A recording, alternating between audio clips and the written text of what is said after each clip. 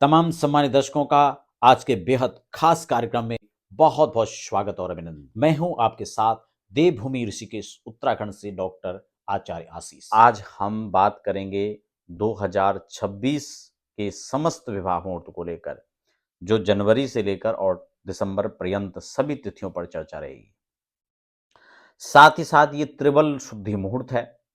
इसमें 3 बलों को देखा जाता है। ये त्रिबल शुद्धि मुहूर्त कैसे निकलता है, इसको भी संक्षिप्त में हम लोग समझेंगे और प्रत्येक तारीख हम लोग यहाँ पर आपको बताने वाले हैं, दोनों की राशि के हिसाब से, वर और कन्या के। तो नए दर्शक हैं तो निवेदन रहेगा, फटाफट चैनल को सब्सक्राइब कर लीजिए, बेल आइकन प्रेस कर लीजिए, ताकि आने वाले समय में भी आपको अपडेट्स मिलती रहेंगी, चाहे वो ज्योतिष की हों, वास्तु की हों या तमाम सभी मुहूर्त की हों। देखिए, यहाँ पर जब भी कोई मुहूर्त होता है, मुहूर्त एक पर्टिकुलर एक टाइम को कहते हैं, जो कि लगभग 2 घड़ी का होता है, या फिर विवाह के परिप्रेक्ष्य में एक पूरे लगन के हिसाब से हम देखते हैं, जिसको कि लगभग 2 से ढाई घंटे का मैक्सिमम वो समय हो सकता है। तो इसी समय के बीच हमें वो काम करना होता है। ठीक इसी प्रकार से हम विवाह के लिए भी मुहूर्त निकालते हैं। ये मुहूर्त आम तौर पर ये नहीं कि अगर मान लो उदाहरण के तौर पर 1 जनवरी को मुहूर्त है तो सबके लिए होगा, ऐसा बिल्कुल नहीं है। वो मुहूर्त दोनों की, वर और कन्या की राशि के अनुसार निकाला जाता है। जबकि कोई स्वतंत्र मुहूर्त है, मान लो गृह प्रवेश है तो जो उसके ऑनर हैं उनके नाम से निकलेगा। वाहन खरीदने तो जो उसके जो खरीद रहा है वो अपनी राशि के हिसाब से देखेगा। लेकिन विवाह के मुहूर्त के परिप्रेक्ष्य में क्या होता है कि दोनों के, वर और कन्या के हिसाब से, दोनों की राशि के हिसाब से निकालना होता है।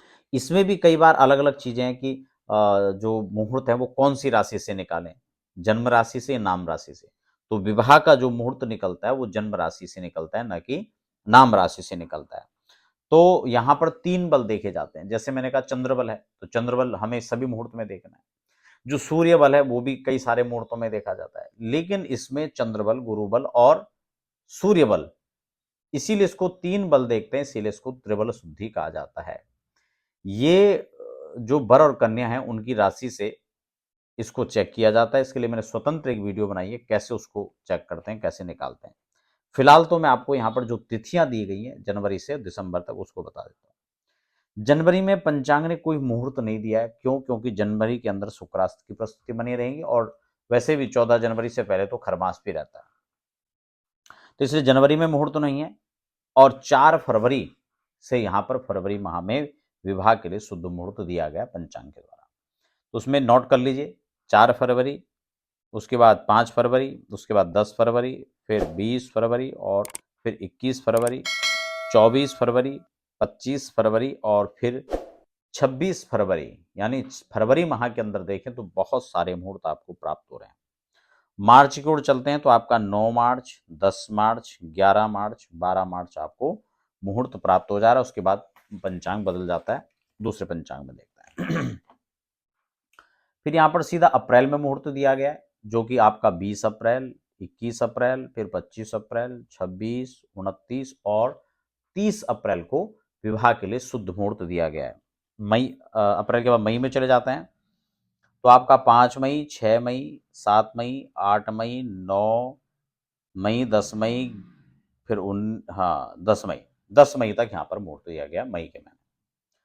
बात जून की कर लेते हैं तो आपका जून में 19 जून, 20 जून, 22 जून, 23 जून, 24 जून, 24 के बाद 26 जून, फिर 27 जून और फिर 29 जून यहाँ पर मुहूर्त दिया गया है विवाह के लिए, शुद्ध मुहूर्त जो है।